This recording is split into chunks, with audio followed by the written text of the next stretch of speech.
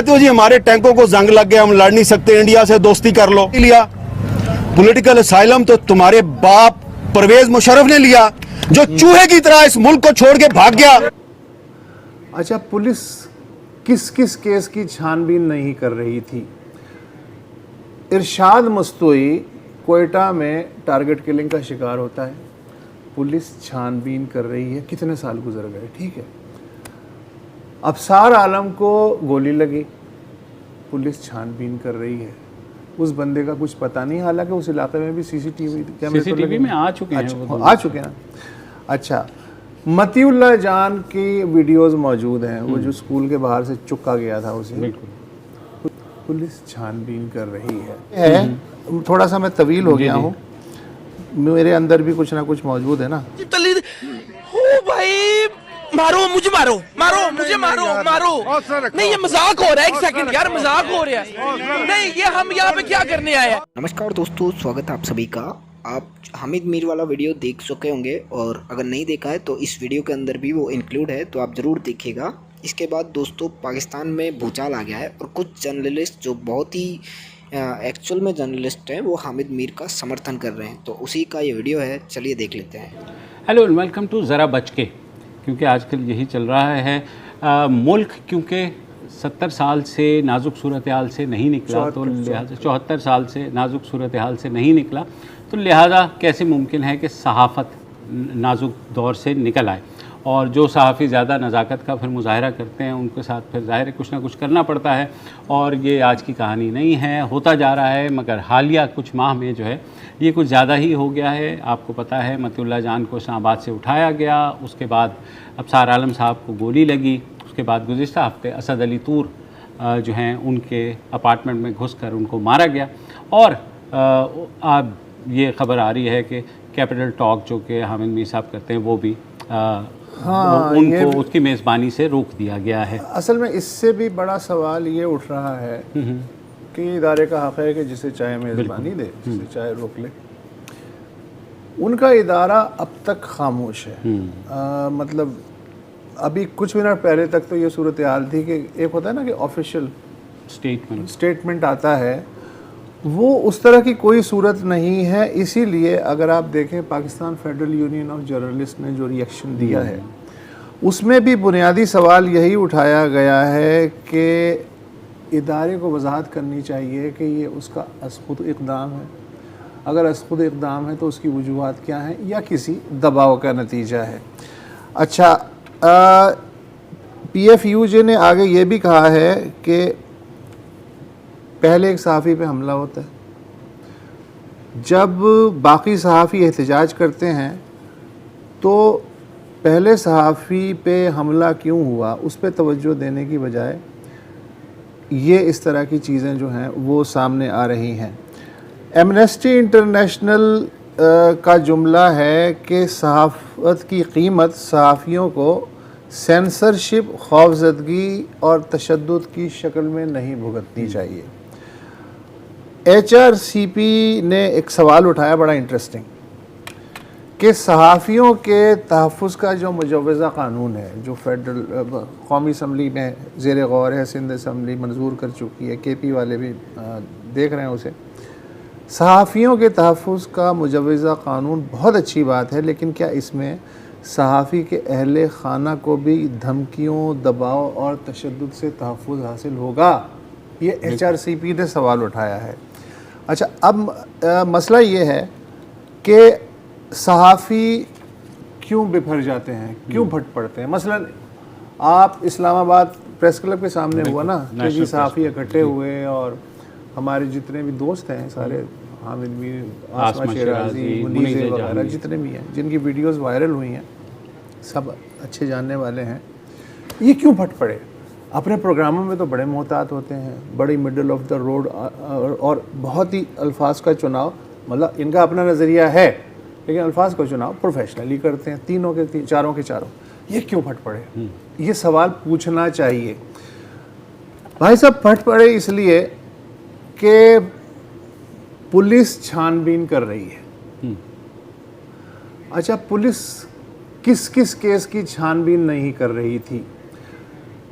इरशाद मस्तूई कोयटा में target killing का शिकार होता है, पुलिस छानबीन कर रही है, कितने साल गुजर गए, ठीक है। अफसार आलम को गोली लगी, पुलिस छानबीन कर रही है, उस बंदे का कुछ पता नहीं, हालांकि उस इलाके में भी सीसीटीवी कैमरे में आ चुके हैं, अच्छा, आ चुके हैं। अच्छा, मतीउल्लाह जान की वीडियोस मौजूद हैं, वो जो स्कूल के बाहर से चुका गया था उसे, बिल्कुल पुलिस छानबीन कर रही है।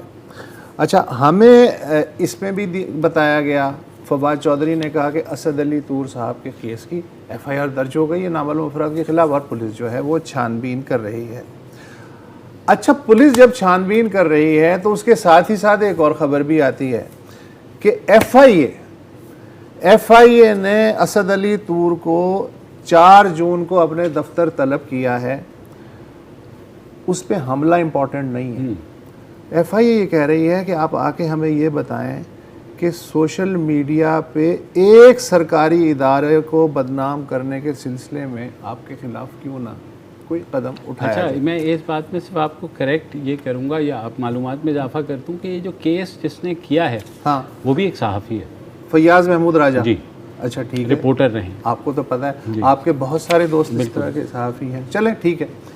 अच्छा, लेकिन दिलचस्प बात यह है कि ये जो तलबी का नोटिस है, इसमें ये नहीं बताया गया कि इस आदमी ने किस इदारे को बदनाम किया है और उसका नाम जो है वो नहीं दिया गया, और ये कहा गया आपको तो इल्म है, आपको तो पता ही है। बिल्कुल। अच्छा, तूर साहब जो हैं ये कोई नया इन पे मुकदमा नहीं है, पिछले साल आपको पता है कि एक FIR दर्ज हुई थी कि ये साहब पाकिस्तान और उसके इदारों के ख़िलाफ़ तवील अरसे से सोशल मीडिया पे प्रोपेगेंडा कर रहे हैं, मगर लाहौर हाई कोर्ट ने इस पाकिस्तान दुश्मन को बरतरफ कर वो क्या कहते हैं बरी कर दिया क्योंकि FIA इतना संगीन इल्ज़ाम के साथ कोई सबूत ऐसा नथी नहीं कर सकती जिससे ऑनरेबल जज जो है वो मुतासिर हो सकते।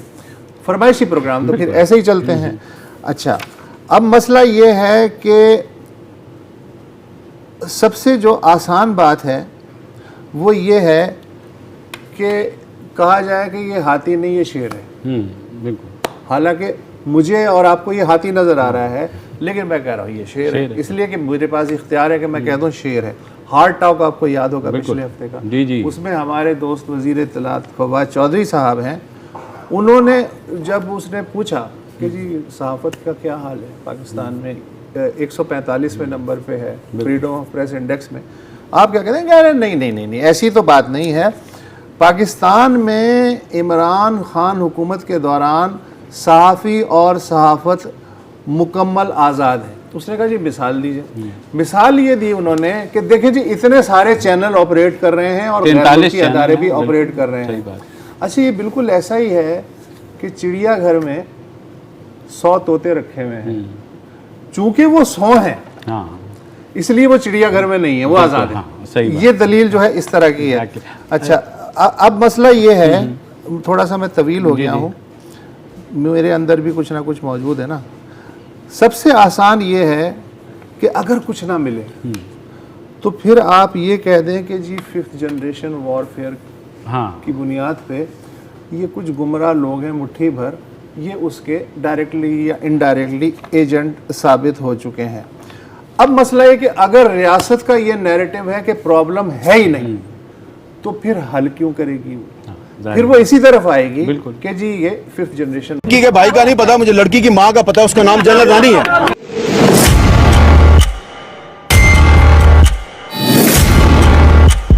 इतने बहादुर हो तो सीना तान के कहो ना, हाँ जी मैं इसके घर में घुसा हूं। लेकिन हम आपके घर की अंदर की बातें आपको बताएंगे और ये भी बताएंगे कि किसकी बीवी ने किसको क्यों गोली मारी, पीछे कौन जन्नत रानी थी। समझ आ गई है ना मैं क्या कह रहा हूं? इसका डायरेक्ट ताल्लुक होता है chief of the army staff के साथ। कहते हो जी हमारे टैंकों को जंग लग गया, हम लड़ नहीं सकते, इंडिया से दोस्ती कर लो। आज तुम असद तूर को भी गद्दार कह रहे हो तो लिहाजा ये भी गद्दार है तो मैं भी गद्दार हूं। हमें जो है ना एक लाउड मैसेज देने की जरूरत है। इतने बुज़दिल हो, इतने बेगैरत हो कि तुम ये तो नहीं मान रहे कि मैं इनके घर में घुसा था, तुम कहते हो ओहो नहीं कोई लड़की का भाई था जिसने मारा है।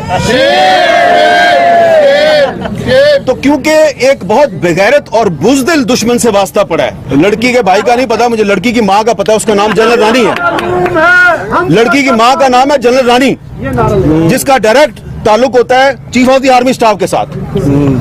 ठीक है, अब तसल्ली होगी आपको। हामिद मीर ने खुद ट्वीट करके कहा है कि ये कोई पहला मौका नहीं है। ऐसी वजहों से अब तक उनको 2 बार नौकरी से निकाला जा चुका है। जान लेने की कोशिशें भी हुई हैं। अब उनके परिवार को धमकियां मिल रही हैं। इसलिए हामिद मीर किसी भी नतीजे के लिए तैयार हो चुके हैं। मुझे लग रहा है कि ये जो नौकरी है मेरी, ये मेरे पाँव की जंजीर बन रही है और मैं कुछ बातें नहीं कह सकता। लिहाजा आज के दिन से मैं आहिस्ता आहिस्ता कुछ बातें कहनी शुरू करूंगा और जिसने मुझे नौकरी से निकलवाना है वो नौकरी से निकलवा दे, क्योंकि नौकरी से निकालेगा तो मुझे आज़ादी मिलेगी। मुझे आज़ादी मिलेगी तो मैं तुम्हारे चेहरों के नकाब नोचूंगा। हामिद मीर का शायद सबसे ज्यादा कंट्रीब्यूशन है एक सियासी शोर पैदा करने के लिए इस मुल्क में। हामिद मीर मेरे फेवरेट एंकर हैं, थे, हैं और रहेंगे। मेरा केस है, मैंने नाम लिया है आईएसआई का, क्योंकि उन हमलावरों ने कहा था कि वो आईएसआई से हैं। हमारे मुल्क के इंफॉर्मेशन मिनिस्टर हैं, वो बीबीसी को इंटरव्यू देते हैं, वो कहते हैं लोग बाहर असाइलम के लिए आईएसआई का नाम लेते हैं। इससे पहले मेरे पर एक फौज के खिलाफ प्रोपेगेंडा की भी झूठी अफेयर कटी थी, जो अदम सबूत की बुनियाद पर खारिज हुई। जो तो उस वक्त जाके असाइलम ले लेना चाहिए था, मैंने तब नहीं लिया, मैं अब क्यों लूंगा? कि इसको मारा भी और फिर कहा कि ये तो जनाब पॉलिटिकल असाइलम लेना चाहता है। तो पॉलिटिकल असाइलम इसने तो नहीं लिया।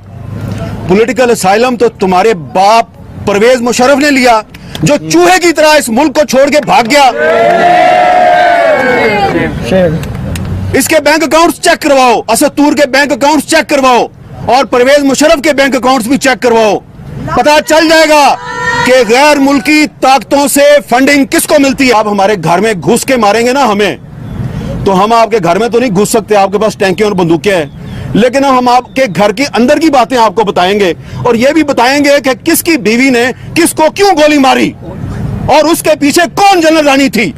समझ आ गई है ना मैं क्या कह रहा हूं? बताएंगे कि तुम्हें तुम्हारी बीवी ने गोली क्यों मारी।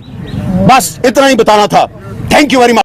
दोस्तों वीडियो देखने के बाद आपको ये पता चल गया होगा कि पाकिस्तान में जो जर्नलिस्ट हैं वो किस मतलब दलदल में फंसे हुए हैं। वो अपनी बात खुलकर नहीं कह सकते हैं और उनको किस तरह से प्रताड़ित किया जाता है, मतलब उठा लिया जाता है। यहाँ पे जो ये बेचारे दोनों जने बोल रहे हैं शुरुआत के वीडियो में, वो आपने देखा है कि किस तरह वो अपनी भड़ास निकालना चाह रहे हैं। और समझता हूँ मैं कि काफ़ी सीनियर जर्नलिस्ट हैं जो बता रहे हैं कि भाई इस देश में क्या चल रहा है किसी को मतलब सबको पता है और कोई बोलने के मतलब काबिल नहीं है। दोस्तों अगर वीडियो अच्छा लगा हो प्लीज़ वीडियो को लाइक करें, शेयर करें, कमेंट में अपने कमेंट्स ज़रूर बताएं। मिलता हूँ अगले वीडियो में, तब तक के लिए।